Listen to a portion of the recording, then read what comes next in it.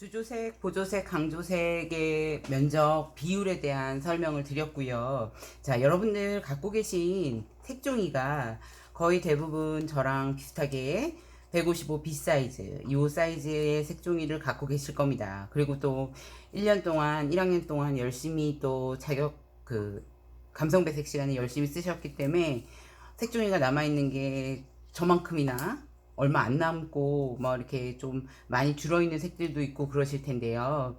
음, 원하는 색의 색종이가 없는 경우에는 사실은 색종이를 새로 사야 되잖아요. 그렇죠? 그리고 여러분들 아마 자격 실습 시간에도 연습을 많이 하셔야 되겠지만 시험장에 갔을 때는 이거를 온전히 통째로 새 거를 하나 구비를 하셔서 가셔야 될 겁니다. 왜냐하면 실제 지금 저희가 이 연습 문제로 풀고 있는 이 기출 문제도 시험 사이즈에 맞춘 거긴 한데 요즘은 이거보다도 4번 문제는 더 사이즈가 크다고 말씀을 드렸죠.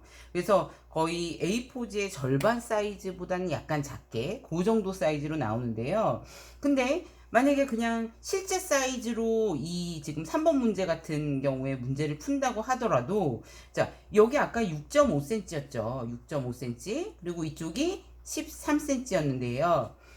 우리 색종이 폭이 여러분들 이게 지금 전체 온전한 색종이의 한 밑에 2cm 정도가 잘려나간 초록색 색종이를 예를 들자면 자, 이거를 통째로 내가 그대로 붙인다고 하더라도 어때요? 세로를 위에서 아래까지 다 채우기에는 모자라죠. 0.5cm. 지금 여러분들 알고 계시겠지만 우리가 갖고 있는 155B의 색종이의 폭은 6cm입니다. 6cm.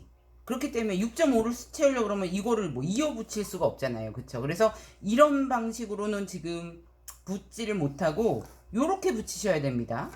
그쵸? 이렇게 붙인다 그러면 만약에 이걸 통째로 다 쓴다. 뭐 얼마 남지 않는데 만약에 이 색이 좀 더 필요해요. 면적상. 좀 더 필요하다 그러면 이거를 또 이만큼을 또 쓰셔야 된다는 얘기죠. 그쵸? 그러면은 여러분들 새 걸로 온전히 갖고 간다 하더라도 만약에 이 색이 다른 문제에서 꼭 필요한 색이다. 그랬을 때는 다른 색을 만약에 그냥 차선책으로 다른 색을 선택할 수는 없잖아요. 그쵸? 그래서 여러분들이 이 면적을 나눠줘야 되는 가장 중요한 이유 중에 하나도 이 면적이 커지게 되면요. 이 면적이 커지게 되면 우리가 갖고 있는 이 색종이 갖고는 사실은 다 채우기도 힘들 뿐만 아니라 특히 세로로 채워주는 거는 너무 비효율적이라는 거예요. 그래서 155B 색종이를 갖고 있는다는 전제 하에 이걸로 어떻게 하면 효율적으로 여기에서 색종이를 제대로 쓸 수 있을까 하는 것들도 이 면적 분할을 공부하셔야 되는 또 중요한 이유 중에 하나입니다. 물론 시험장에 가시면 아마 이 색종이로 안 하고 직접 조색해가지고 캔트지에 발라서 그거를 오려가지고 하시는 분들도 있습니다. 근데 실제로는 감성 배색에서는 우리가 정확한 색상과 정확한 톤을 재현을 해야 되기 때문에 그러기에는 시간이 너무나 부족해서 차라리 그 시간에 색종이를 제대로 고르시고 그리고 색상 선정의 이유와 색조 선정의 이유를 명확하게 쓸 수 있는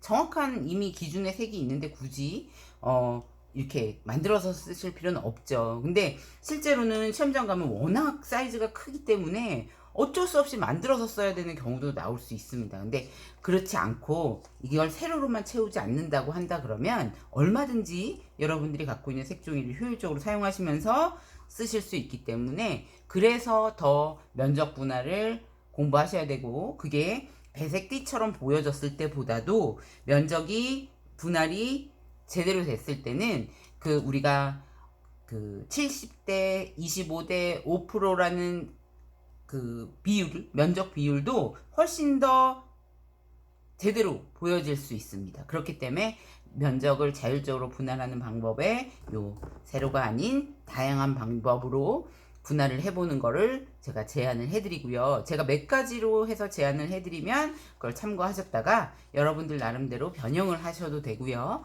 그리고 또 다음 주 직무능력 평가에서 여러분들의 실력들을 또 뽐내주시면 감사하겠습니다.